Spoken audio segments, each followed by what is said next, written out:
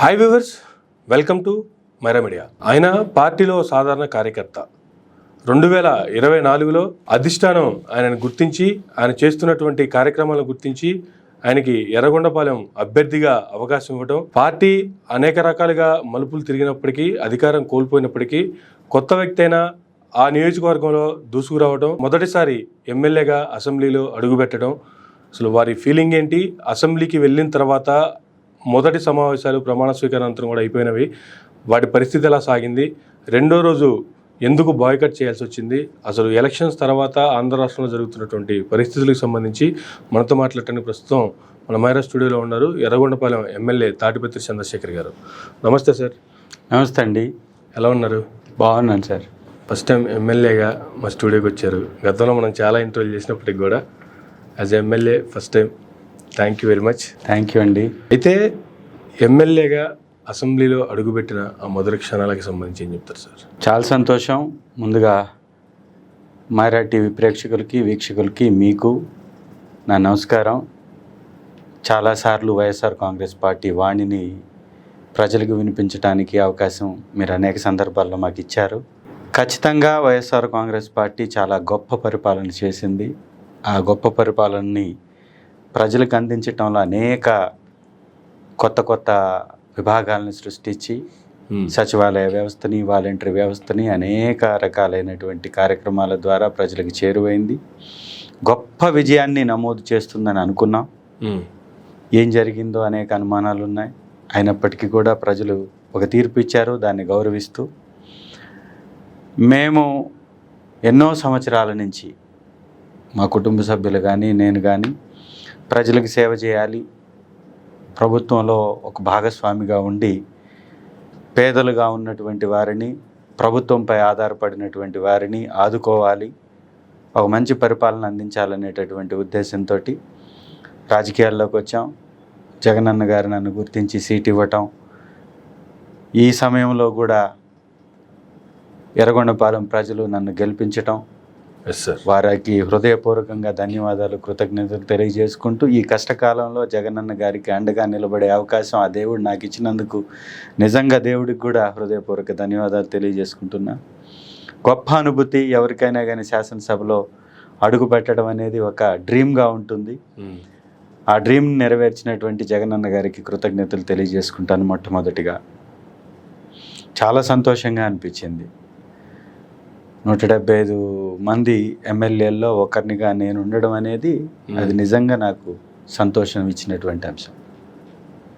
So మొదటి రోజు అయితే మీ పార్టీకి సంబంధించి గెలిచినటువంటి 11 మంది అభ్యర్థులు అసెంబ్లీకి హాజరయ్యారు, అందరూ ప్రమాణ స్వీకారం చేశారు. నెక్స్ట్ డేనే అసెంబ్లీని బాయ్కట్ చేశారు. దానికి గల కారణాలు ఏంటి ఏం చెప్తారు సార్? అసెంబ్లీని బాయ్కట్ చేయడం కాదు. మొట్టమొదటి రోజు మేము అసెంబ్లీలోకి వెళ్ళినప్పుడు అనేక అవమానాలు, గౌరవ ప్రతిపక్ష నాయకుని హోదాలో జగనన్న గారు అసెంబ్లీకి వచ్చేటప్పుడు వారి కార్ని లోపలికి రానివ్వకుండా చేయాలనేటటువంటి ఒక ప్రయత్నం, కారు వేసుకొని లోపలికి రావడానికి అర్జీలు పెట్టి అర్జీల్లో వాళ్ళు యాక్సెప్ట్ చేసి వారు కారు లోపలికి వస్తున్న సందర్భంగా తెలుగుదేశం నాయకులు, తెలుగుదేశాన్ని మద్దతుగా ఉన్నటువంటి కొంతమంది వ్యక్తులు దూషణ పర్వాన్ని మొదలుపెట్టేయటం, దూషిస్తూ వారిని విపరీతంగా గోల చేయడం, అవమానపరచటం, ఆ గేటు దగ్గర వారిని, అక్కడ ఉన్నటువంటి సిబ్బందిని నియంత్రించకపోవటం, వారిని ఇంకా కూడా ఎంకరేజ్ చేయటం. ఆ తర్వాత లోపలికి వచ్చిన తర్వాత 39.37% ఓటింగ్ కలిగినటువంటి ఒక పార్టీకి నాయకుడిగా, శాసనసభలో ఉన్నటువంటి ఏకైక ప్రతిపక్ష నాయకుడిగా జగన్ సార్ లోపలికి వచ్చిన తర్వాత, గౌరవ ముఖ్యమంత్రి గారు ప్రమాణ స్వీకారం చేసిన తర్వాత ప్రతిపక్ష నాయకుని హోదాలో ఖచ్చితంగా జగన్మోహన్ రెడ్డి గారికి అవకాశం ఇవ్వాలి. కానీ అది జరగలేదు. అక్కడ కూడా అవమానకరమైనటువంటి విషయాల్ని అక్కడ కూడా వారు చూపించారు.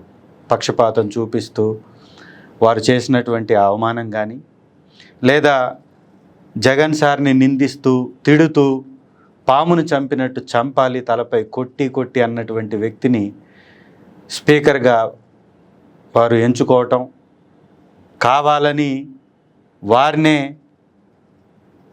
స్పీకర్గా ఎన్నుకునేటప్పుడు మమ్మల్ని అడగకపోవడం, వారినే పెట్టాలనేటటువంటి ఉద్దేశంతో ఆ నిర్ణయాలు తీసుకోవడం, ఇవన్నీ కూడా వైఎస్ఆర్ కాంగ్రెస్ పార్టీ యొక్క శ్రేణుల్ని, అభిమానుల్ని, నాయకుల్ని, పార్టీని ఉనికిలో లేకుండా చేయడానికి తీసుకున్నటువంటి నిర్ణయాలుగా కనపడ్డాయి. ఎక్కడా కూడా సభాపతిని ఎంచుకునేటప్పుడు ప్రతిపక్ష నాయకులను కూడా ఖచ్చితంగా సంప్రదిస్తారు. అలాంటి సంప్రదింపులు ఏం జరగలేదు. పైగా వారు చేసినటువంటి అనుచిత వ్యాఖ్యల్ని ఎవరూ ఖండించలే తెలుగుదేశం పార్టీలో. పైపెచ్చు అదేదో గొప్పగా తిట్టడం ఏదో ఒక గొప్ప నైపుణ్యం కింద దాన్ని ఎంకరేజ్ చేస్తూ వీరు మాట్లాడినటువంటి మాటలు కానీ ఇవన్నీ కూడా చాలా ఇబ్బందికరంగా, చాలా ఒక గేలీ చేసేటటువంటి తత్వం, ఏ విధంగా రేపు ప్రభుత్వాన్ని నడపబోతున్నారనేటటువంటి వారి యొక్క వ్యక్తిత్వాన్ని చూపిస్తున్నట్టుగా కనపడ్డది. కాబట్టి ఎలాంటి గౌరవం ఇయ్యనటువంటి ఆ సభలో గౌరవ స్పీకర్ గారిని ఎన్నుకునేటప్పుడు ఎలాంటి ప్రాముఖ్యత ఇయ్యనప్పుడు ఎలా వెళ్తాం? ఒక్కసారి మీరు కూడా ఆలోచించండి. కాబట్టే వెళ్ళలేదు. కానీ ప్రజల పక్షాన మిమ్మల్ని ప్రజలు మెప్పించి 40% ఓటింగ్ ప్రజలు మీకు వేశారు, 11 సీట్లు కూడా మీకు ఇచ్చారు. ప్రజల పక్షాన పోరాడవలసిన బాధ్యత అయితే మీకు ఉంది కదా. పోరాటం అసెంబ్లీ బయట, అసెంబ్లీ లోపల ఏ విధంగా ఖచ్చితమైనటువంటి పోరాటం అంటారు? వైఎస్ఆర్ కాంగ్రెస్ పార్టీ పోరాటాలతో పుట్టినటువంటి పార్టీ. మీరు ఒక్క సీటు తోటి ఎంపీగా మొదలైనటువంటి జగన్ గారి ప్రస్థానం ప్రతిపక్ష నాయకుడిగా ప్రజల పక్షాన ఉండి పోరాడి ఆ తర్వాత అధికారంలోకి వచ్చి ప్రజలకి ఈ దేశంలో తిరుగులేనటువంటి పరిపాలన అందించినటువంటి ఒక గొప్ప నాయకుడిని మా పార్టీ కలిగి ఉంది. ప్రజల పక్షాన ఈరోజు పోరాడడానికి మేము సిద్ధంగా ఉన్నాం. అది శాసనసభలో కానీ శాసనసభ బయట కానీ రెండిటికి సిద్ధంగా ఉన్నాం, చేస్తాం పోరాటాలు. శాసనసభలో ప్రతిపక్ష హోదా ఇవ్వటానికి, ప్రతిపక్ష నాయకుడిగా గుర్తించటానికి కావాల్సింది ప్రభుత్వం యొక్క విధానం తప్ప ఇంకొకటి కాదు. ఎందుకంటే ఇవాళ 10% సీట్లు లేవు అని తప్పించుకుంటున్నటువంటి ఈ ప్రభుత్వం జగన్ సార్ ఒక లేఖ రాస్తే దానికి సమాధానాన్ని దాటవేస్తూ మంత్రులతోటి మాట్లాడిస్తున్నటువంటి ఈ ప్రభుత్వం వారు కొన్ని ప్రశ్నలు సంధించారు జగన్ గారు. ఆ ప్రశ్నలకు సమాధానం చెప్పరే. 1984లో మొట్టమొదటి లోక్సభ ఎన్నికల్లో పోటీ చేసినటువంటి తెలుగుదేశం పార్టీకి 30 సీట్లు వచ్చాయి. 540 పైచిలకు సీట్లు ఉన్నటువంటి పార్లమెంట్లో 30 సీట్లు ఉన్నటువంటి తెలుగుదేశం పార్టీకి ఆ రోజు ప్రతిపక్ష హోదా ఇచ్చారు. పర్వతనేని ఉపేంద్ర గారు ఆ రోజు ప్రతిపక్ష నాయకుడిగా ప్రతిపక్ష హోదాలో కూర్చున్నారు. మరి ఎలా కూర్చున్నారు? 10% మీకు ఆ రోజు సీట్లు ఉన్నాయా? 55 సీట్లుంటే తప్ప ప్రతిపక్ష హోదా లేనప్పుడు 30 సీట్లు ఉన్నటువంటి మీ పార్టీకి 1984 మొట్టమొదటిసారి పార్లమెంట్కి మీరు పోటీ చేసినప్పుడు మీకు కలిగిందే, ఎలా మీకు వచ్చింది? ఆ రోజు మీరు ప్రతిపక్షంలో ఎలా వ్యవహరించారు? మరి మీకొక నీతి, మాకొక నీత. 2015 ఎలక్షన్స్లో ఢిల్లీలో ఆమ్ ఆద్మీ పార్టీ 70 సీట్లకు గాను 67 సీట్లు దక్కించుకుంటే 3 సీట్లు వచ్చినటువంటి బీజేపీ పార్టీకి ప్రతిపక్ష హోదా ఇచ్చారు. పక్క రాష్ట్రమైనటువంటి తెలంగాణలో లాస్ట్ టైం జరిగినటువంటి ఎలక్షన్స్లో కాంగ్రెస్ పార్టీకి 19 సీట్లు వచ్చి ఎంఐఎం పార్టీకి 7 సీట్లు వచ్చాయి. కాంగ్రెస్ పార్టీకి వచ్చినటువంటి 19 సీట్లలో నుంచి 13 మంది ఎమ్మెల్యేలు బీఆర్ఎస్ పార్టీ లోకి వెళ్ళిపోతే 6 సీట్లు ఉన్నటువంటి కాంగ్రెస్ ఒకవైపు, 7 సీట్లు ఉన్నటువంటి ఎంఐఎం ఒకవైపు ఉంటే 7 సీట్లు ఉన్నటువంటి ఎక్కువ సీట్లు ఉన్నటువంటి ఎంఐఎంకి ప్రతిపక్ష హోదా ఇచ్చారు. ఇది ఒక ఉదాహరణ. రెండవది, ఈ దేశానికి చట్టాలు చేసినటువంటి పార్లమెంట్లో 2 సార్లు 2015, 2019లో కాంగ్రెస్ పార్టీకి 10% సీట్లు రాలేదు, అయినా ప్రతిపక్ష హోదా ఇచ్చారు కదా. మరి ఇన్ని ఎగ్జాంపుల్స్, ఇన్ని ఉదాహరణలు ఈ దేశంలో, ఈ రాష్ట్రంలో ఉంటే మీరు ప్రతిపక్ష హోదా ఇవ్వకుండా కావాలని అవమానపరుస్తూ మీ చేతుల్లో మీడియా వ్యవస్థలు ఉన్నాయని, మీ చేతుల్లో పత్రికా రంగాన్ని మీ చేతుల్లో పెట్టుకున్నారని తప్పుడు వార్తలు, తప్పుడు కథనాలు, తప్పుడు విధానాలలో మీరు ప్రచురిస్తూ విషాన్ని చిమ్ముతూ ప్రతిపక్ష హోదా నాయకుడికి ఇవ్వడానికి మీరు వెనకడుగు వేస్తుంది ఎందుకో తెలుసా? ఈ రాష్ట్రంలో అమరావతి వేదికగా ఎన్ని కుంభకోణాలు మీరు చేశారు, ఎన్ని దగాకోరు రాజకీయాలు మీరు చేశారు, ఎన్ని వ్యవస్థలను దోచుకున్నారు, ఎన్ని వ్యవస్థల్లో ఏ విధమైనటువంటి అవినీతికి పాల్పడ్డారు, ఇవన్నీ ఆధారాలతో సహా సిఐడి వారు మీ పేరు మీద పెట్టినటువంటి కేసుల నుంచి తప్పించుకోవాలి అంటే మీరు వ్యవస్థల్ని మేనేజ్ చేసేటటువంటి అంశాన్ని శాసనసభలో ఎవరు మాట్లాడకుండా ఉండాలి అంటే ప్రతిపక్ష హోదా ఇవ్వకూడదు ఎవరికి. ఇది ఒక్కటి తప్ప ఎక్కడన్నా శాసనసభలో ప్రతిపక్ష హోదా ఇవ్వకూడదు, 10%కి సీట్లకు తగ్గి ఉంటే అనేటటువంటి నియమము నిబంధన ఉంటే ఒకసారి బయటికి చూపించండి. ఓకే, పయ్యావులు కేశవ్ గారు శాసనసభలో ఎవరైనా కానీ ఎన్నుకోబడితే వారికి ఒక బుక్లెట్ ఇస్తారు. అంటే జగన్మోహన్ రెడ్డి గారు నిన్న లెటర్ రాశారు, ఈ రోజు పయ్యావుల కేశవ్ గారు దానికి మాట్లాడుతూ సమాధానం ఇచ్చారు. వారు ఏమంటారంటే కొంచెం కూడా జ్ఞానం లేకుండా ఈ లెటర్ రాశారంటారు. జ్ఞానం పెంచుకోవాల్సిందే తమరు సార్. ఒక గౌరవ మంత్రిగా ఉన్నటువంటి తమరు ఈ నేను చెప్పినటువంటి 6 సందర్భాలు తప్పిదమైతే ఒకసారి మీరు వెనక్కి వెళ్ళేసి నెమరు వేసుకోండి, గూగుల్లో అందుబాటులో ఉంటాయి. ఇది ఒకసారి మీరు వెనక్కి వెళ్ళి చూడండి. మీ పార్టీ ఒకసారి కాదు 2 సందర్భాల్లో ఒకసారి ప్రతిపక్ష హోదాని తీసుకుంది, ఒకసారి ప్రతిపక్ష హోదాని ఇచ్చింది. ఎన్టీ రామారావు గారికి 294 సీట్లలో వారికి అధికారాన్ని పోటీ చేస్తే అధికారాన్ని కట్టబెట్టిన సమయంలో 26 సీట్లు వచ్చినటువంటి కాంగ్రెస్ పార్టీకి ప్రతిపక్ష హోదా ఇచ్చారు ఎన్టీ రామారావు గారు. ఒక సందర్భంలో పార్లమెంట్ సాక్షిగా మీరు ప్రతిపక్ష హోదాని తీసుకున్నారు. 2 సందర్భాల్లో ఇది జరిగింది. ఒక్కసారి రికార్డ్స్లోకి వెళ్ళి చూడండి సార్ మంత్రి గారు.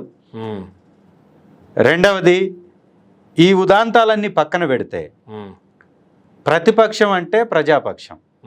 ప్రజల వైపున నిలబడి ప్రజల వైపున అడగవలసినటువంటి ప్రశ్నలని, ప్రభుత్వం చేసే తప్పిదాలని, ప్రభుత్వం చూపించేటటువంటి విధానాలని ప్రశ్నించేటటువంటి ప్రతిపక్షం లేకపోతే ప్రజాస్వామ్యం అనేది ఖూనీ చేయబడుతుంది, ప్రజాస్వామ్యానికి అర్థం మార్చివేయబడుతుంది. ఖచ్చితంగా ప్రతిపక్షం ఉండాలి. ఒక ప్రభుత్వం మంచి చేయాలి ప్రజలకి అనుకున్నప్పుడు ప్రతిపక్షంలో ఎంత బలమైనటువంటి పార్టీ ఉన్నా మీకెందుకు, ఎంత బలహీనమైనటువంటి పార్టీ ఉన్నా మీకెందుకు.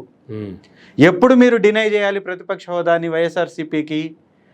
ప్రతిపక్షంలో 2-3 పార్టీలు ఉండి మాకంటే ఎక్కువ సీట్లు ఉన్నటువంటి పార్టీ కానీ ఉంటే ఖచ్చితంగా మాకు డినై చేయొచ్చు. మీరు ఏపీ శాసనసభలో ఉన్నటువంటి ఏకైక ప్రతిపక్షం, ఏకైక అత్యధిక ఓటింగ్ కలిగినటువంటి పక్షం వైఎస్ఆర్ కాంగ్రెస్ పార్టీ తప్ప ఇంకొకటి లేనే లేదు.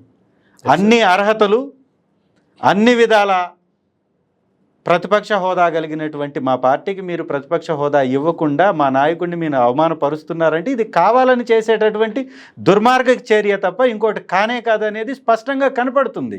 22 రోజుల నుంచి వచ్చే అవకాశం ఉందంటారా, లేదా ఇలానే కంటిన్యూ చేస్తారా? వారు సమాధానం చెప్పాల్సినటువంటి అవసరం ఉంది. ఖచ్చితంగా మేము అటెండ్ అవుతాం.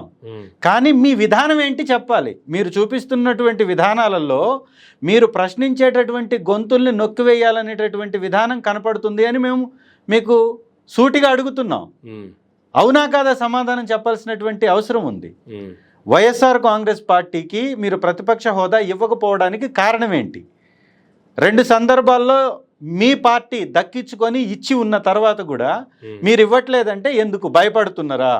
ఎవరు ప్రశ్నించకూడదు అని మీరు అనుకుంటున్నారా? ఉన్నటువంటి పక్షాలన్నిటికీ మీరు తాయిలాలు ఇచ్చి ఆశ పెట్టి మీ ప్రభుత్వంలో భాగస్వాములుగా చేసుకొని ఉన్నటువంటి ఒకే ఒక ప్రతిపక్షానికి ప్రతిపక్ష హోదా ఇవ్వకూడదని మీరు అనుకుంటున్నారు అంటే ఖచ్చితంగా దీనిలో ఏదో మతలబు ఉంది కదా. ఆ మతలబు ఏంటో ప్రజలకు చెప్పమంటున్నాం. 23 రోజులైంది ఈ రోజుకి ప్రభుత్వం ఏర్పాటై. ఈ రోజు వరకు ఒక్క పథకాన్ని ప్రజలకు ఇవ్వలేదు. ప్రభుత్వం మీద ఆధారపడ్డటువంటి ప్రజల యొక్క గొంతులు ఎండిపోతున్నా, కడుపులు మండిపోతున్నా, ఒక్క పథకాన్ని ఇవ్వకుండా, ఒక ప్రభుత్వ పథకాన్ని మీరు అమలుపరచకుండా కేవలం విధ్వంసాలు సృష్టించడానికి, లేకపోతే ప్రజల్ని మభ్యపెట్టడానికి, ప్రజల యొక్క దృష్టిని మరల్చడానికి రుషికొండని ఒకసారి, వైఎస్ఆర్ కాంగ్రెస్ పార్టీ భవనాలని ఇంకొకసారి లెటర్ అని ఇంకొకసారి పక్కదారి పట్టించడం తప్ప ప్రజల వైపున మీరు 22 రోజుల నుంచి చేసిందేంటి? 5 సంతకాలు పెట్టారు, అమలు చేశారా? 3 నెలల నుంచి అమలు కానటువంటి ప్రభుత్వ పథకాలని, ఈసీకి వెళ్ళి ఆపినటువంటి ప్రభుత్వ పథకాలని, ఈసీ ద్వారా మీరు ఆపివేయించినటువంటి ప్రభుత్వ పథకాలని ప్రజలకు ఎప్పుడు ఇస్తారు? వాలంటరీ వ్యవస్థకి 10,000 ఇస్తానని 2,65,000 మందిని ఆశ చూపి మీరు అధికారంలోకి వచ్చి ఈ రోజు వరకు ఏమి క్లారిటీ ఇవ్వలేదు. ఎందుకోసం ఇదంతా?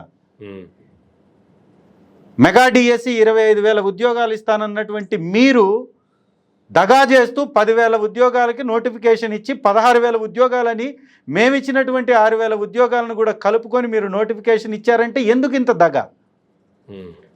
20 రోజుల్లోనే ఇన్ని రకాలైనటువంటి తప్పులు, ఇన్ని రకాలైనటువంటి మాట తప్పడాలు, మంత్రులుగా ఉన్నటువంటి వారికి శాఖలు కేటాయించి వారి మంత్రి పదవుల్ని వారిని సక్రమంగా చేయనీయకుండా ప్రతిపక్ష నాయకుల్ని దూషించడానికో, ప్రతిపక్ష నాయకుల్ని ఖండించటానికో, ప్రతిపక్ష నాయకుల్ని ఇబ్బంది పెట్టడానికో మీ యొక్క సమయాన్ని వృధా చేస్తుంటే పరిపాలన ఎప్పుడు జరుగుతుందని ప్రజలు అనుకుంటున్నారో, ఆలోచిస్తున్నారో, అడుగుతున్నారో, సమాధానం చెప్పాలి ఖచ్చితంగా.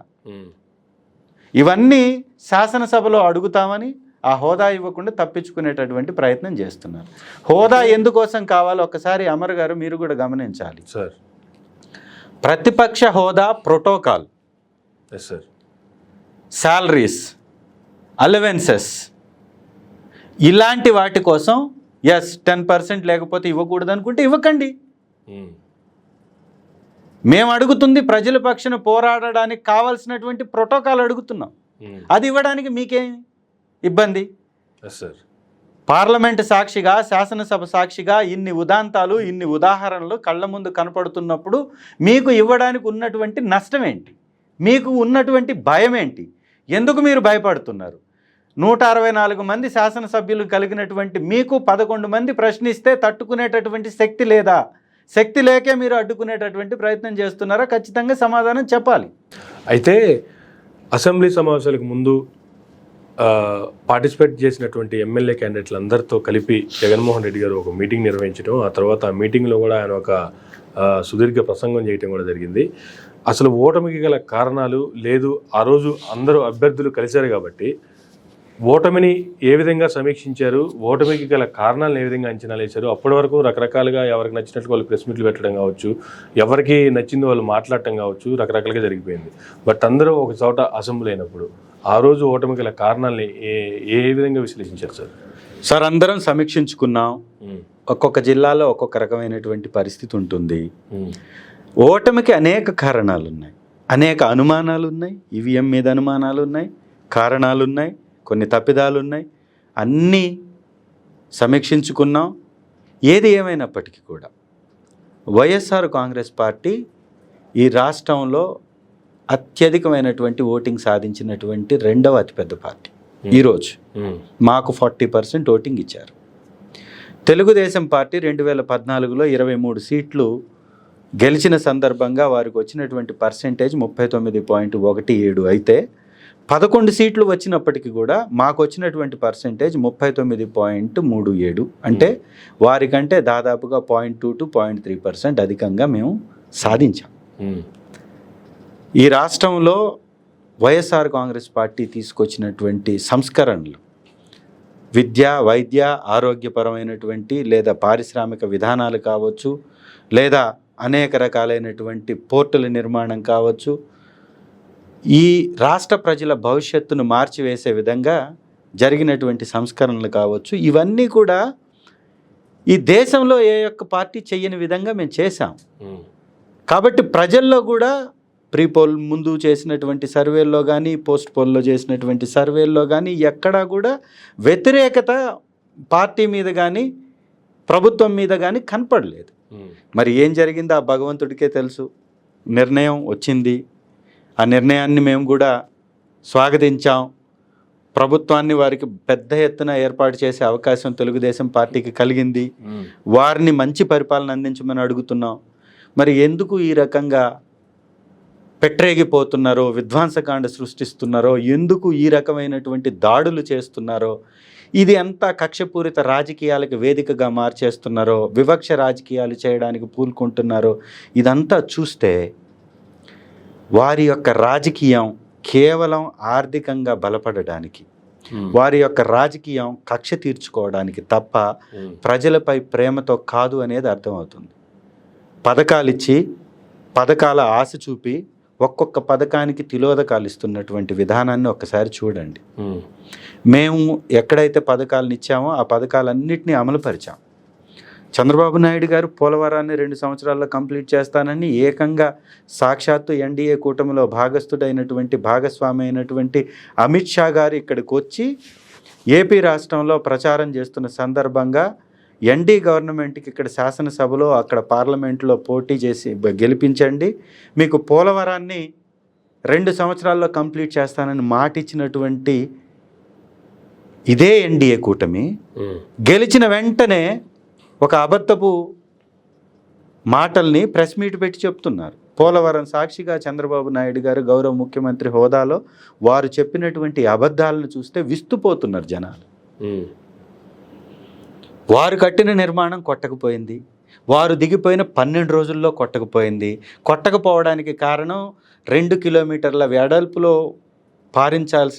పారేటటువంటి నదిని 800 మీటర్లకి కుదించి అప్పర్ కాపర్ డ్యామ్ మధ్యలో నుంచి నీటిని పారించడం వలన అది కొట్టకపోయిందని తెలిసిన ప్రజల్ని మభ్యపెట్టి అది వైఎస్ఆర్ కాంగ్రెస్ పార్టీ అధ్యక్షులు వారి మీద నెట్టే ప్రయత్నం చేయటం, పోలవరాన్ని కంప్లీట్ చేయడం అని చెయ్యలేము అని తిలోదకాలు ఇవ్వడం, ప్రత్యేక హోదా సాధించడానికి ఒక గొప్ప అవకాశం ఈరోజు చేతిలో పెట్టుకొని ప్రత్యేక హోదా గురించి పట్టించుకోకుండా కనీసం అడగకుండా దానికి తిలోదకాలు ఇవ్వడం, విశాఖ ఉక్కు ఇవాళ రక్షించుకునేటటువంటి అవకాశం ఉంది, విశాఖ ఉక్కు ఆంధ్రుల హక్కు అని నినదించినటువంటి ఆంధ్రుల ఆత్మగౌరవాన్ని కాపాడేటటువంటి అవకాశం తెలుగుదేశం వారి చేతిలో, ఎన్డీఏ కూటమి చేతిలో ఈరోజు ఉంది.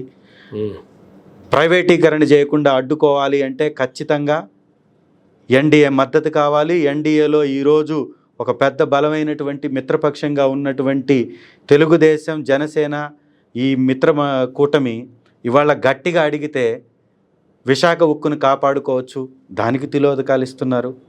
ప్రత్యేక హోదాతో పాటు ప్రత్యేక నిధుల కేటాయింపులో కానీ, ప్రత్యేక వ్యవస్థల నిర్మాణంలో కానీ మన రాష్ట్రానికి దక్కవలసినటువంటి అనేక పథకాలని, అనేక అవకాశాలని ఇవాళ దక్కించుకునేటటువంటి అవకాశం ఈ ఎన్డీఏ కూటమికి ఉంది, దానికి తిలోదకాలు ఇస్తున్నారు.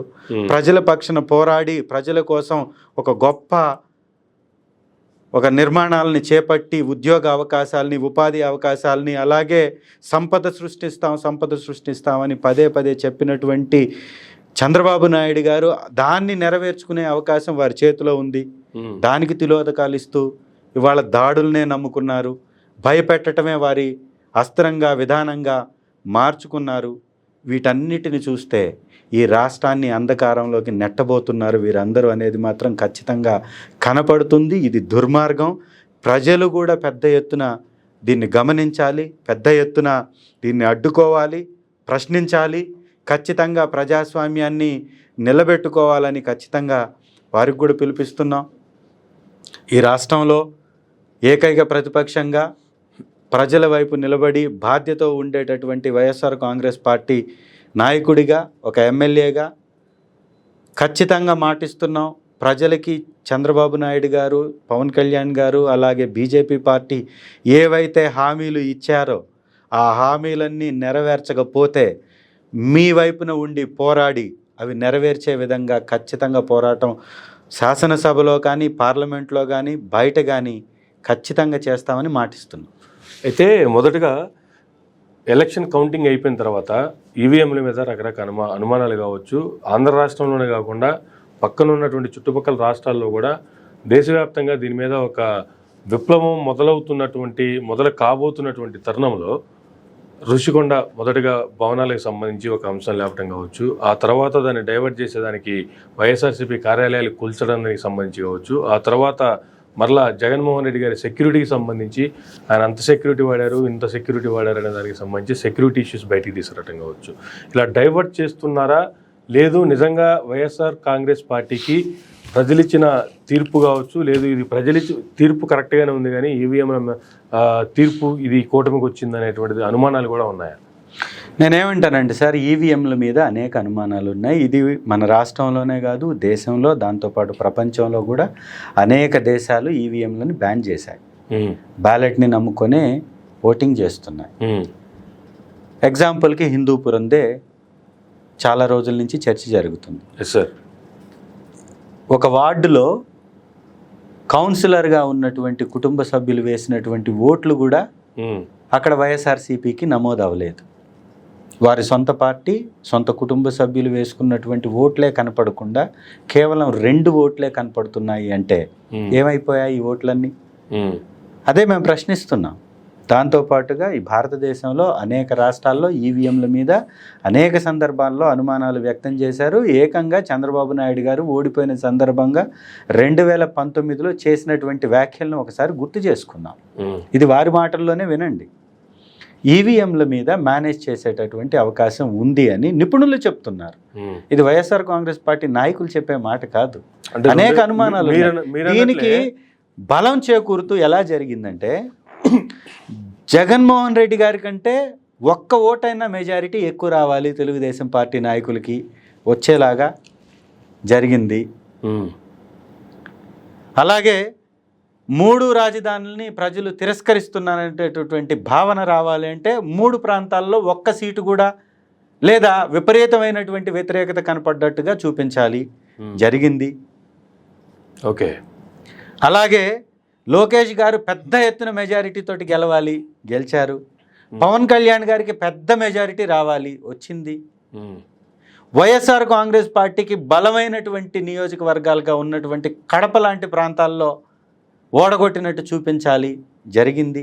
ఇవన్నీ తాత్కాలికమా లేదా నిజమా లేదా దీనిలో ఏదన్నా తప్పు జరిగిందా? ఇవన్నిటిని సమీక్షించినప్పుడు అనేక అనుమానాలు వస్తున్నాయి. వాటన్నిటికీ సమాధానం ఆ నిపుణులే చెప్పాలి. దాంతోపాటుగా మీరు అన్నట్టుగా తెలుగుదేశం పార్టీ అధికారంలోకి వచ్చిన రోజు నుంచి పెట్టరేగిపోతున్నటువంటి తెలుగుదేశం మూకలు చేస్తున్నటువంటి దాడుల్లో ప్రజల నుంచి పెద్ద ఎత్తున వ్యతిరేకత వచ్చింది.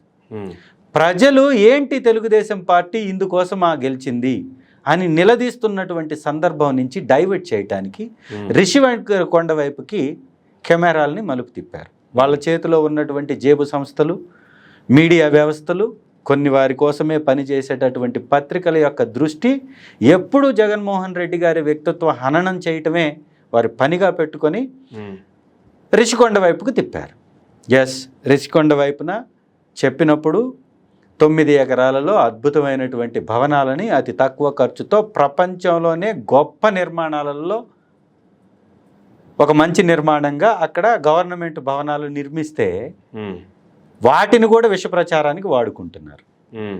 10,000 రూపాయల స్క్వేర్ ఫుట్ పెట్టి తాత్కాలిక భవనాలు కట్టినటువంటి ఈ తెలుగుదేశం పార్టీ నాయకులు అతి తక్కువ ఖర్చుతో అక్కడ గొప్ప నిర్మాణాలు, పర్యాటక భవనాలను నిర్మిస్తే వాటి మీద తప్పుగా ప్రజలకు చూపించేటటువంటి ప్రయత్నం చేశారు. మేమేం అడుగుతున్నామంటే అదే ఋషికొండ మీద ఇప్పుడు కట్టినటువంటి ప్రభుత్వ భవనాలు రేపు ప్రభుత్వానికి ఉపయోగపడతాయి. అది పర్యాటకానికి వాడతారా లేదా విడిక్తికి వాడతారా లేకపోతే పెద్ద పెద్ద వ్యక్తులు వచ్చినప్పుడు, యాత్రలకు వచ్చినప్పుడు లేదా రాష్ట్రపతి గారో లేకపోతే ఏదన్నా బిజినెస్ పరంగా ఎవరన్నా విదేశాల నుంచి వచ్చినటువంటి వారికి బస చేయడానికి ఉపయోగిస్తారో మీ ఇష్టం, మీ ప్రభుత్వం ఉంది కాబట్టి. రిషికొండలో భవనాలు కనపడుతున్నాయి, పెట్టినటువంటి డబ్బు ప్రభుత్వం భవనాలకే ఖర్చు పెట్టినట్టుగా కనపడుతుంది. అద్భుతమైనటువంటి భవనాలు నిర్మించి అక్కడ ఉంది. దానివలన రాష్ట్రానికి కలిగినటువంటి నష్టం ఏమీ లేదు. అది ప్రభుత్వం వాడుకోవడానికి, ప్రభుత్వ పెద్దలు వాడుకోవడానికి, అలాగే రాష్ట్రపతి గారు కానీ లేకపోతే ప్రధానమంత్రి గారు కానీ లేదా వివిధ దేశాల నుంచి వచ్చినటువంటి బిజినెస్ వాళ్ళకి బస చేయడానికి కానీ ఉపయోగించుకునేటటువంటి అవకాశం ఉంది. దానివలన ఎలాంటి నష్టం జరగదు. దాన్నే తప్పుగా చూపిస్తున్నటువంటి వీళ్ళు ఆ పక్కనే ఉన్నటువంటి గీతం యూనివర్సిటీ గురించి మాట్లాడరు. 15 ఎకరాల భూమిని గీతం యూనివర్సిటీ యాజమాన్యం ఆక్రమించి కట్టుకుందనేటటువంటి వార్తలు పెద్ద ఎత్తున ఆధారాలతోటి మీడియా వ్యవస్థల్లో ప్రభుత్వం బయటకు తీసుకొచ్చి చూపించింది. మరి దానికి సంబంధించి వాళ్ళు కోర్టులకు వెళ్ళి కొన్ని ఆపుకున్నారు. వాటి గురించి కూడా మాట్లాడొచ్చు కదా. ప్రజాధనం దుర్వినియోగం అయింది కదా, ప్రజా ఆస్తిని కొట్టివేశారు కదా. ఎందుకు గీతం యూనివర్సిటీ వైపు వెళ్ళట్లేదు? ఎందుకు అంటే తెలుగుదేశం నాయకుల యొక్క బంధువులు కాబట్టి, బాలకృష్ణ గారి అల్లుడివి కాబట్టి వాటి వైపుకి వెళ్ళరే. ఇలాంటి తప్పుడు ప్రచారం, దాంతోపాటుగా సీఎం గారి సెక్యూరిటీ కోసం నిర్మించుకున్నటువంటి గ్రిల్స్ నిర్మాణం మీద ఒక తప్పుడు రాతలు రాశారు. సార్ చంద్రబాబు నాయుడు గారు 2014 నుంచి 19 వరకు ఈ రాష్ట్రానికి ముఖ్యమంత్రిగా ఉన్నప్పుడు వారు బస చేసినటువంటి హయత్ హోటల్ యొక్క బిల్స్ ప్రభుత్వ నిధుల నుంచి చెల్లించారు సార్. వారి ఇల్లు నిర్మాణం చేసుకుంటూ వారు ఒక హయత్ ప్యాలెస్లో బస చేస్తే వారి ఇంటికి కట్టినటువంటి అద్దెని కూడా ప్రభుత్వం నుంచి చెల్లించారు సార్. ఇది ప్రజలకి సమాధానం చెప్పాల్సినటువంటి అంశం. ప్రజల యొక్క డబ్బుని దుర్వినియోగం చేసినటువంటి అంశం ఇది. రెనోవేషన్ పేరుతోటి గిఫ్ట్ హౌస్ పేరుతోటి గెస్ట్ హౌస్ పేరుతోటి కొట్టేసినటువంటి గిఫ్ట్ హౌస్ ఈరోజు నివాసం ఉంటున్నటువంటి అక్రమ కట్టడం కరకట్ట పక్కన ఉన్నటువంటి లింగమనేని గారి నివాసం ఆ రోజు కూడా అక్రమమని మీరు కూడా ఒప్పుకున్నటువంటి నిర్మాణం.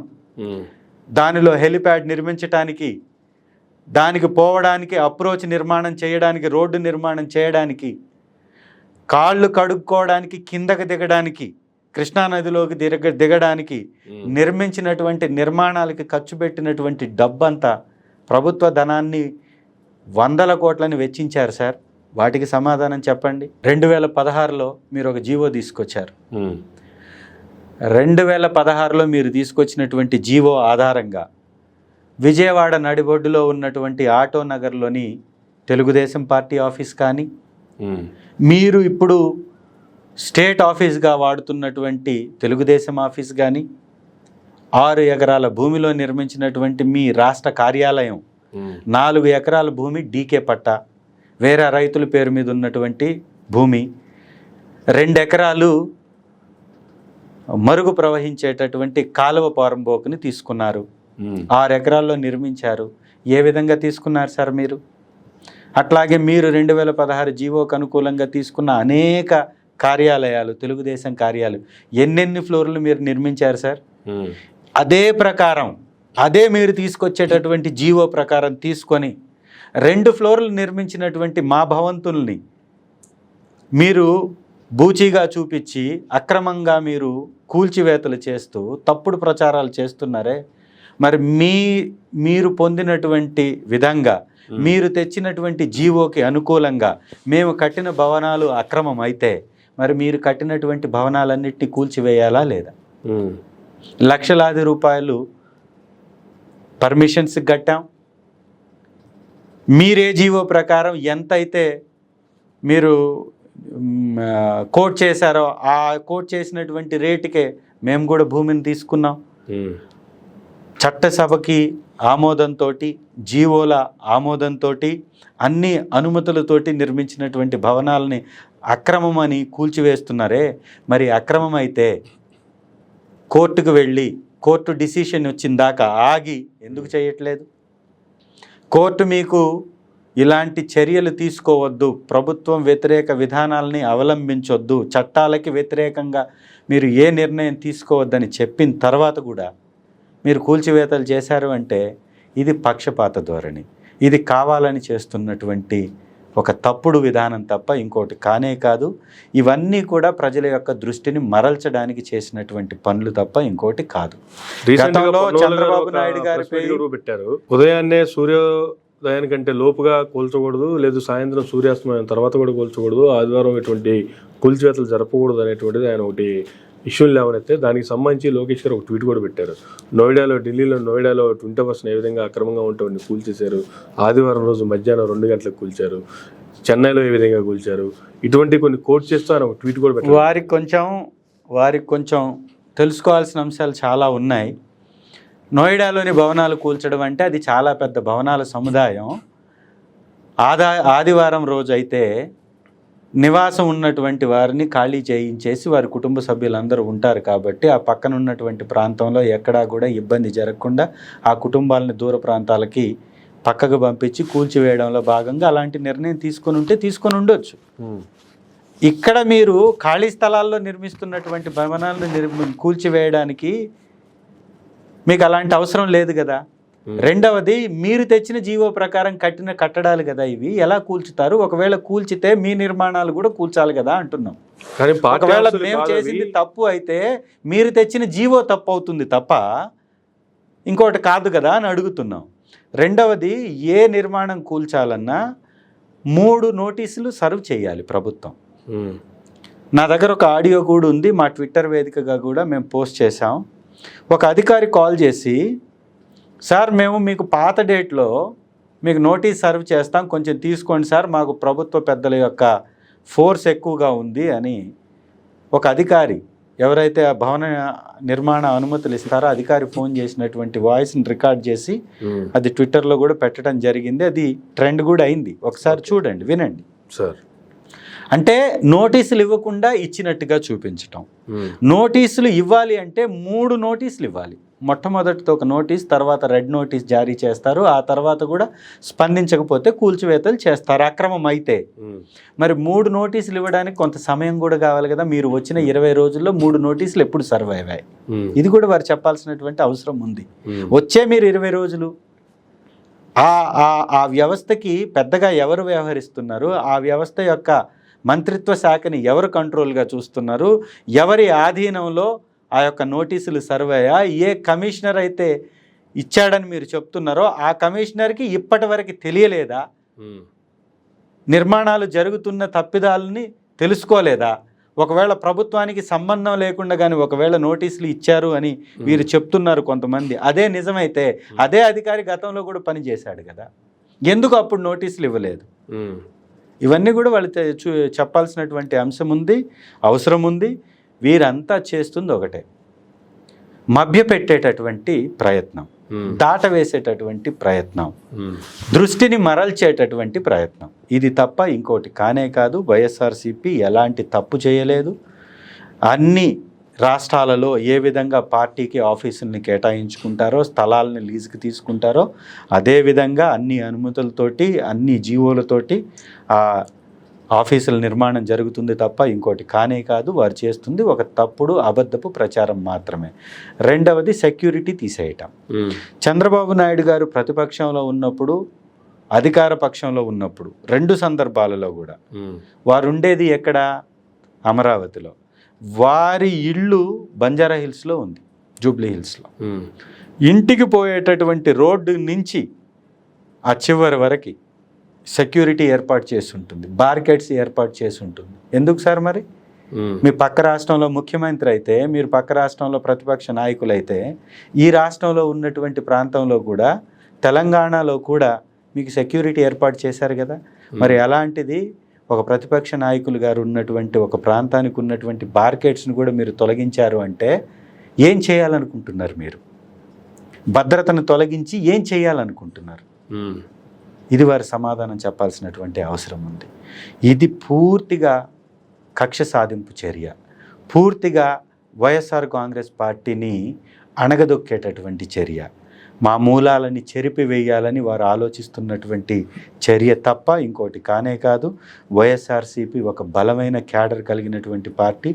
ఇలాంటి భయం పెట్టేటటువంటి కార్యక్రమాలని వాళ్ళు మాలుకుంటే మంచిది. దానికి ఎవరు భయపడేటటువంటి వారు లేరు. కాబట్టి ఇట్లాంటి చేయడం అనేది మంచి పద్ధతి కాదు.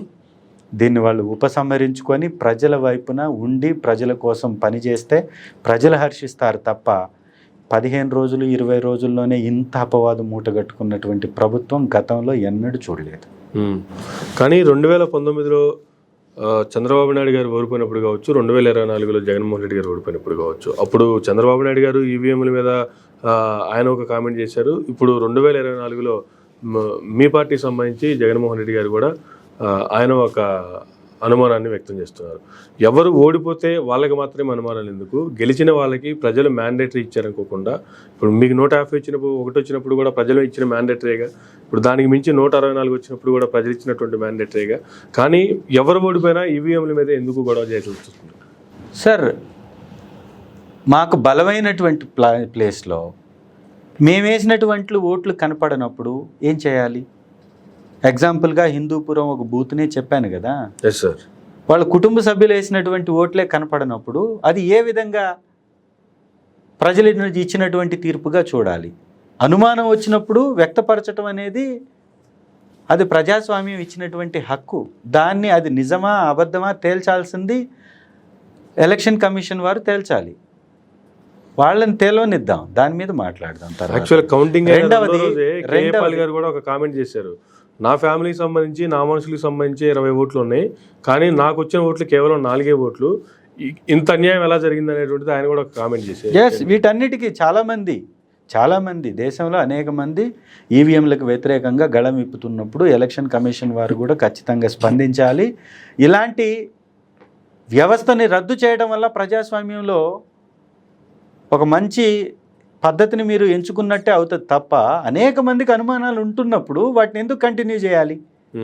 బ్యాలెట్ ఓటు అనేక దేశాలు, మనకంటే అభివృద్ధి చెందినటువంటి దేశాలు కూడా, టెక్నాలజీ పరంగా అన్ని విధాలా ముందుకు ఉన్నటువంటి దేశాలు కూడా ఈవీఎంలు వద్దు అని బ్యాన్ చేసుకుంటున్న సందర్భంగా, ఇక్కడ ఉన్నటువంటి ప్రతిపక్ష పార్టీలు అన్ని వ్యతిరేకిస్తున్నటువంటి సందర్భంగా వాటిని బ్యాన్ చేయడం తప్పేం కాదే.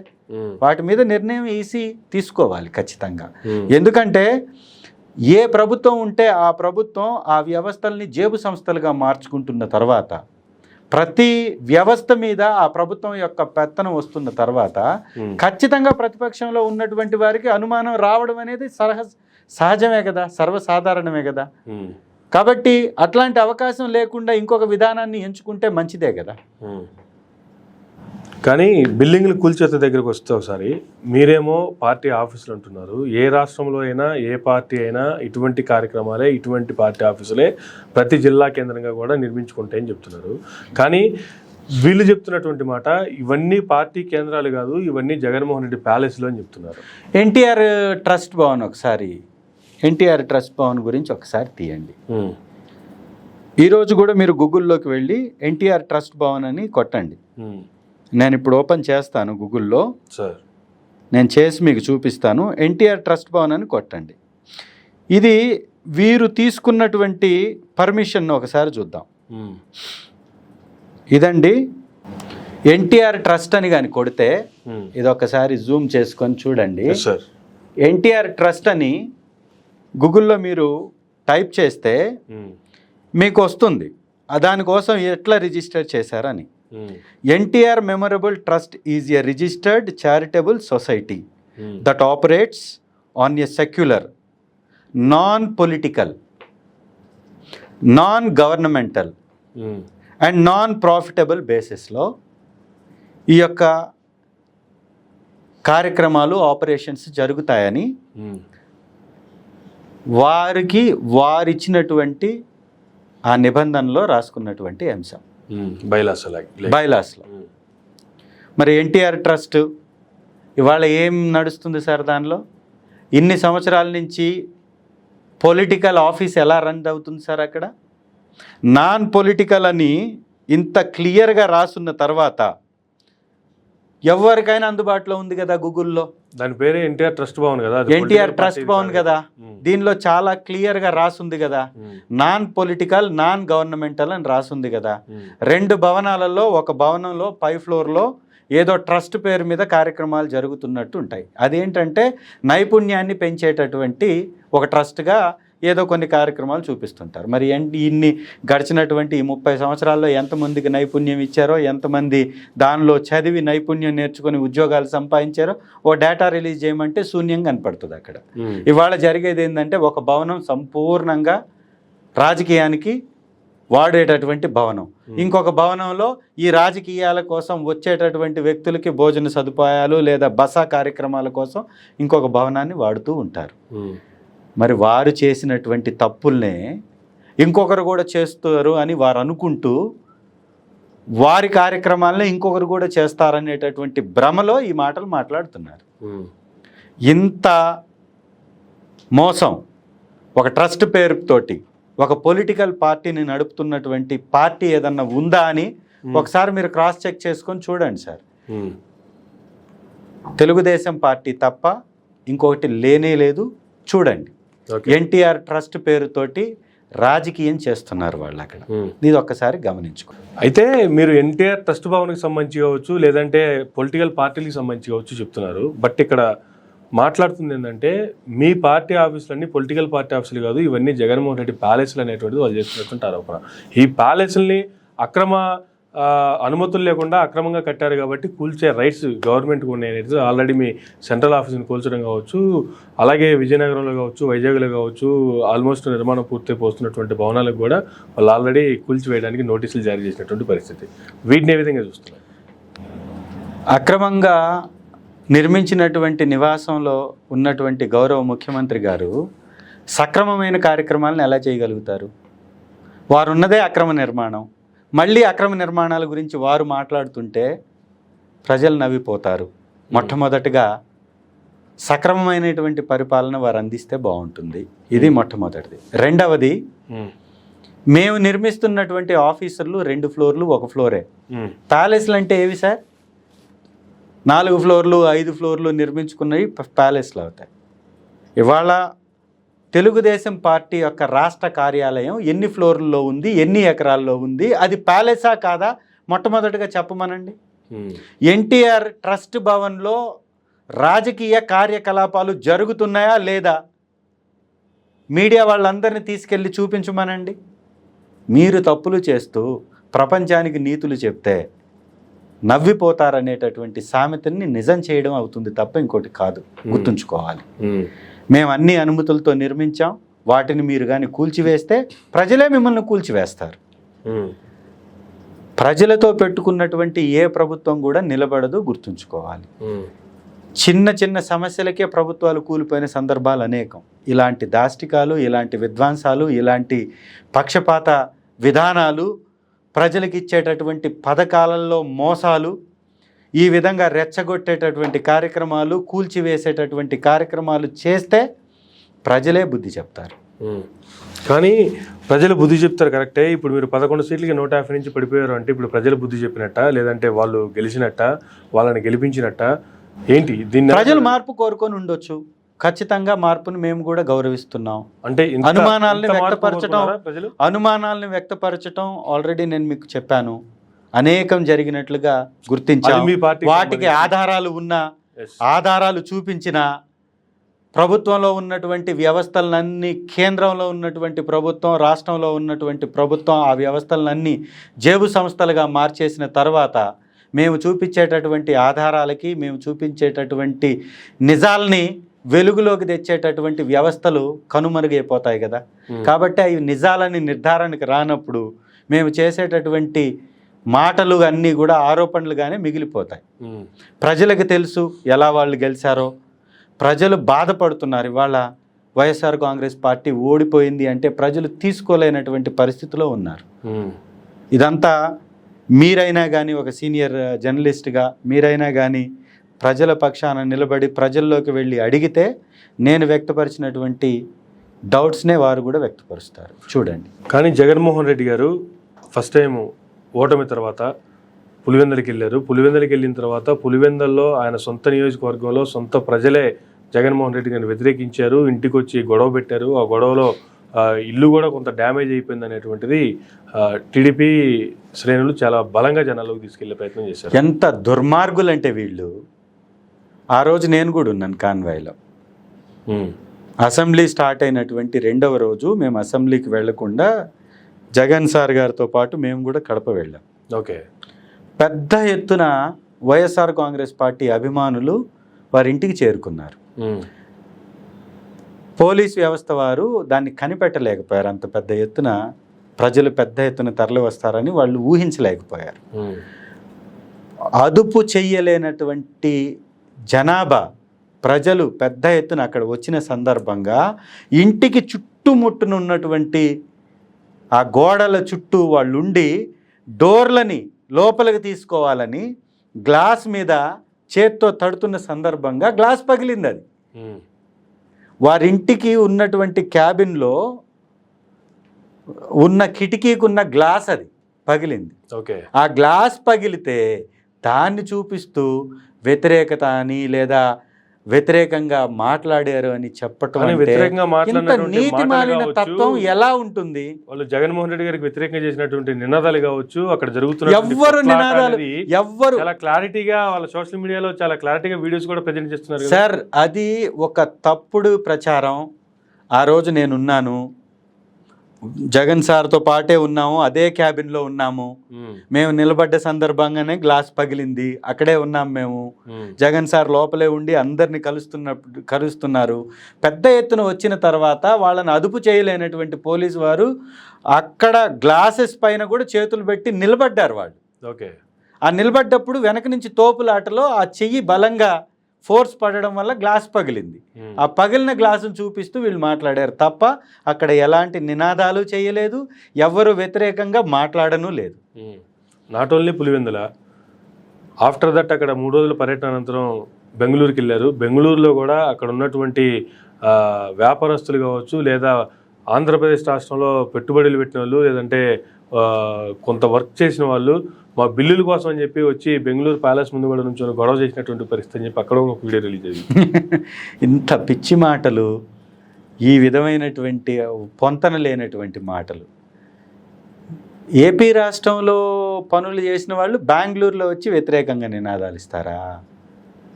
వీరంతా తెలుగుదేశం పార్టీకి అభిమానులుగా, లేదా వారి కులానికి లేదా వారి పార్టీకి సంబంధించినటువంటి వ్యక్తులు కావాలని జగన్ సార్ వ్యక్తిత్వాన్ని హననం చేయడంలో భాగంగా చేస్తున్న తప్పుడు ప్రచారాలు తప్ప బెంగళూరులో ఘన స్వాగతం లభించింది. ఎవరో 4-5 కావాలని బయట గేటు దగ్గర నిలబడి వీళ్ళు నినాదాలు చేసి జగన్ సార్ గారిని డ్యామేజ్ చేసే ప్రయత్నం తప్ప ఇంకోటి కానే కాదు. బెంగళూరులో వారు వారం రోజులు ఉంటున్నారు, వారం రోజులు జరగాలిగా. బెంగళూరులో నివసించేసేటటువంటి తెలుగువారు స్వాగతం పలికారు, అద్భుతమైనటువంటి స్వాగతాన్ని జగన్ సార్కి ఇచ్చారు.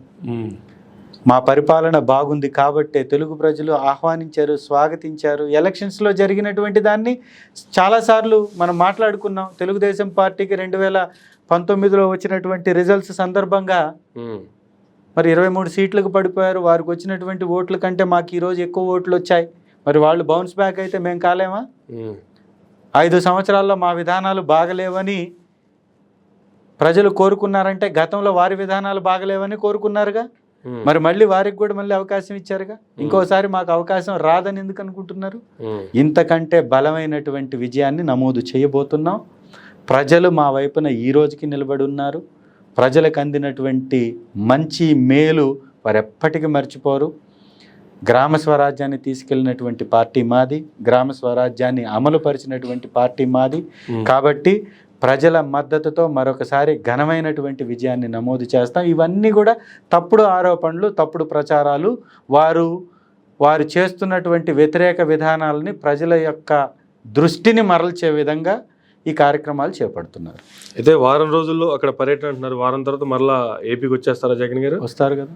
6 నెలల వరకు బెంగళూరులోనే ఉంటున్నారు, బెంగళూరు ప్యాలెస్లో 6 నెలలు అక్కడే ఉండబోతున్నారు అనేటువంటి వార్తలు వాస్తవం లేదా? మరి ఖచ్చితంగా వాస్తవం లేదు. ప్రజల మధ్యలో ఉంటారు జగన్ సార్, ప్రజల కోసం పోరాడతారు. ఈ ప్రభుత్వం ఇచ్చినటువంటి హామీలన్నీ అమలయ్యేలాగా ప్రతిపక్షంలో ఉండి పోరాడి ప్రతిపక్షంలో మా గళాన్ని వినిపిస్తాం, ప్రజల మధ్యలోనే ఉంటాం. బెంగళూరు రాజకీయాల గురించి మాట్లాడుకుంటే ఎమ్మెల్యే గారు, బెంగళూరులో డీకే శివకుమార్ గారిని కలవటానికే జగన్మోహన్ రెడ్డి గారు బెంగళూరు వెళ్ళారు. డీకే శివకుమార్ గారితో షర్మిల గారిని కాంగ్రెస్ నుంచి బయటికి పంపిస్తే వైఎస్ఆర్సీపీని కాంగ్రెస్లో విలీనం చేస్తానని చెప్పి అక్కడ ఒక డీల్ జరుగుతుంది. ఆ డీల్ కోసమే బెంగళూరు ప్యాలెస్కి దాదాపు 6-7 సంవత్సరాల తర్వాత మరలా బెంగళూరుకి వెళ్ళారు అనేటువంటి కామెంట్లు అయితే చాలా బలంగా వస్తున్నాయి. దీన్ని టీడీపీ చాలా బలంగా ప్రజల్లోకి తీసుకెళ్తుంది. టీడీపీ ప్రజల్లోకి తీసుకెళ్లేది ఏం లేదు. ఇది ఖచ్చితంగా అబద్ధం అని ప్రజలందరికీ తెలుసు. విలీనం చేసేటటువంటి కర్మ వైఎస్ఆర్సీపీకి పట్ల, ఆ కర్మ పట్టింది తెలుగుదేశానికి. ఎందుకంటే ఒంటరిగా పోటీ చేసిన ఎప్పుడు నెగ్గినటువంటి చరిత్ర వాళ్ళకి లేదు. ఏదో ఒక పార్టీతో పొత్తు పెట్టుకుంటే తప్ప గెలవరు వాళ్ళు. అలా పొత్తు కోసం వెంపర్లాడేటటువంటి పార్టీలు, పొత్తుల్లో ఉన్న పార్టీలతో విలీనం అవుతాయేమో కానీ ఒంటరిగా పోటీ చేసి 40% పైచిలకు ఇంతటి వేవ్లో కూడా సాధించినటువంటి పార్టీకి అవసరమేముంటుంది? రెండవది, కాంగ్రెస్ పార్టీకి వ్యతిరేకంగా పుట్టినటువంటి పార్టీ మాది. కాంగ్రెస్ పార్టీలో విలీనం చేయడం ఏంటి? ఇవాళ పార్లమెంట్లో స్పీకర్ ఎన్నికలో మేము ఎన్డీఏ గవర్నమెంట్కి మద్దతుగా ఇచ్చాం. మరి తెలుగుదేశం ఆరోపిస్తున్నట్టుగా లేదా వారి యొక్క అనుకూల పత్రికలో, మీడియా వ్యవస్థలో వారు ప్రసారం చేస్తున్నట్టుగా మేమేం కాంగ్రెస్కి మద్దతు ఇవ్వలేదే. సో ఇవన్నీ అబద్ధపు ప్రచారాలు, తప్పించుకునేటటువంటి ప్రయత్నాలు, వైఎస్ఆర్ కాంగ్రెస్ పార్టీ ఉనికిని లేకుండా చేసేటటువంటి ప్రయత్నాలే తప్ప ఇంకోటి కానే కాదు. మాకు ఆ కర్మ పట్టలేదు. మా పార్టీ ఈరోజు కూడా 40% ఓటింగ్ కలిగినటువంటి పార్టీ, 1,38,00,000 మంది ఓట్లు వేసినటువంటి పార్టీ. సో ఇలాంటి పార్టీ, ఈ దేశంలో ఇంత బలమైనటువంటి పార్టీ ఇంకొకటి లేనే లేదు. 151 సీట్లు వచ్చినప్పుడు 50% ఓటింగ్ సాధించినటువంటి పార్టీ, భారతదేశంలో అతిపెద్ద విజయాన్ని నమోదు చేసినటువంటి పార్టీ, ఏకైక పార్టీ. ఇవాళ చంద్రబాబు నాయుడు గారు, పవన్ కళ్యాణ్ గారు, మోడీ గారు కలిసి వారు అధికారాన్ని దక్కించుకున్నారు తప్ప ఒంటరిగా కాదు. ఇది ప్రజలకు కూడా తెలుసు, ఇది వారికి కూడా తెలుసు. ఈ నిజాన్ని దాచిపెట్టి చంకలు గుద్దుకునే ప్రయత్నాలను వారు మానుకోవాలి. కానీ బెంగళూరు వెళ్ళిన రోజు రాత్రే డీకే శివకుమార్ గారు బెంగళూరు ప్యాలెస్కి వచ్చారు. ప్యాలెస్లో దాదాపుగా గంట సేపు మంత్రాలు జరిగాయి. ఆ మంత్రాల యొక్క అంతరం ఇదే అనేటువంటిది అక్కడి నుంచి వస్తున్నటువంటి వార్తలు. ఇవన్నీ అబద్ధపు తప్పుడు ప్రచారాలు తప్ప వీటిలో వాస్తవాలు లేవు. డీకే శివకుమార్ గారు కూడా కలవలేదు? ఖచ్చితంగా లేదు. ఓకే. సో అసలు బెంగళూరు పర్యటన ఎందుకు పెట్టుకున్నారు అసలు అలాంటప్పుడు? బెంగళూరులో కూడా నివాసం ఉంది జగన్ గారికి. అనేక ఒత్తిళ్లలో, అనేక రకాలైనటువంటి ఈ ప్రెషర్స్లో వారికి కొంత బెంగళూరు వేదికగా కొంత విశ్రాంతి తీసుకోవాలనుకున్నారేమో, నాకు కరెక్ట్గా తెలియదు. మరి దాన్ని కూడా రాజకీయం చేయడం అనేది మాత్రం అది మంచి పద్ధతి కాదు.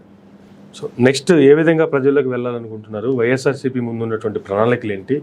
ప్రజల్లోకి వెళ్ళేటువంటి వాటికి ఏ విధమైనటువంటి ప్రణాళిక రూపొందించుకుంది వైఎస్ఆర్సీపీ అంటే ఏం చెప్తారు సార్? ఒక ఖచ్చితమైనటువంటి ప్రణాళికతోటి ప్రజల మధ్యలోకి వెళ్తున్నాం. జగన్ సార్ మొన్న కూడా ప్రకటించారు, ఎవరినైతే దాడులు చేసి కొట్టారో వారిని పరామర్శించేటటువంటి కార్యక్రమాన్ని కూడా మొదలు పెడతామని చెప్పారో అది కూడా జరుగుతుంది, త్వరలో మొదలవుతుంది. ప్రజల వైపున నిలబడి శాసనసభ సాక్షిగా, పార్లమెంటు సాక్షిగా, బయట కానీ ఎక్కడా అలుపెరగని, విరామం లేనటువంటి పోరాటానికి మేము సిద్ధంగా ఉన్నాం. పోరాటం చేస్తాం. ఖచ్చితంగా ఈ తెలుగుదేశం పార్టీ వారు ఇచ్చినటువంటి పథకాలని అమలు పరిచేలాగా చేస్తాం.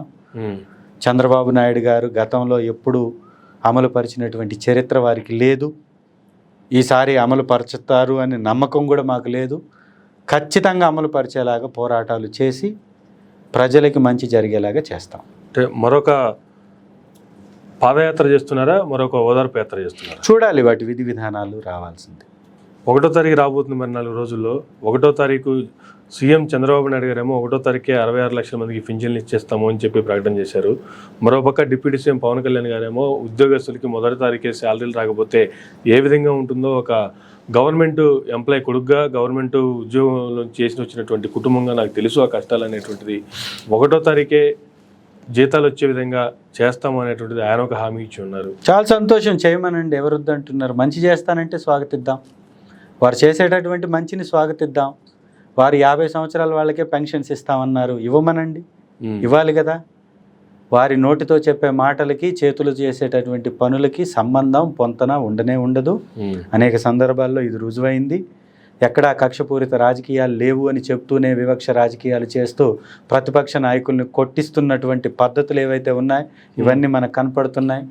ఇవాళ డిప్యూటీ సీఎంగా ఉన్నటువంటి పవన్ కళ్యాణ్ గారిని కూడా నేను కోరుతున్నాను. వారు అనేక ఆరోపణలు గతంలో ఆరోపించారు, అనేక తప్పిదాలు జరిగినాయి అని ఎంక్వైరీ కమిషన్లు వేస్తున్నట్టుగా కూడా వార్తలు వస్తున్నాయి. ఎస్, మీరు నిరూపించండి.